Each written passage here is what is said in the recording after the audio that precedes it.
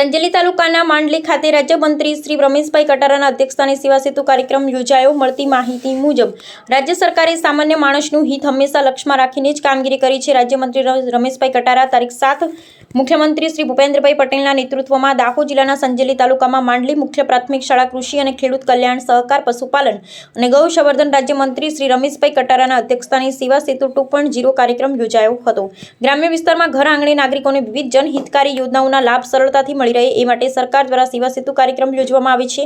દીપ પ્રાગટ્ય થકી શરૂ થયેલા કાર્યક્રમમાં માંડલી પ્રાથમિક શાળાના બાળકોએ સ્વાગત ગીત રજૂ કર્યું। ત્યારબાદ સંજેલી મામલતદારે શાબ્દિક પ્રવચન કર્યું હતું। આ અવસરે મંત્રીશ્રીએ જણાવ્યું કે રાજ્ય સરકાર સામાન્ય નાગરિકોને વિવિધ 56 જેટલી જનહિતકારી સુવિધાઓનો લાભ સેવા સેતુ થકી ઘર આંગણે જ ઉપલબ્ધ કરાવ્યો છે।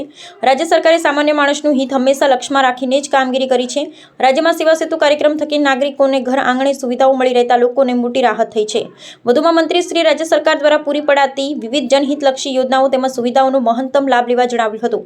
તેમણે જણાવ્યું કે રાજ્ય સરકાર દ્વારા ઘર આંગણે જ્યારે સેવા સેતુ થકી વિવિધ સુવિધાઓ પૂરી પડાઈ રહી છે ત્યારે ગ્રામજનોએ પણ તેનો અવશ્ય લાભ લેવો જોઈએ।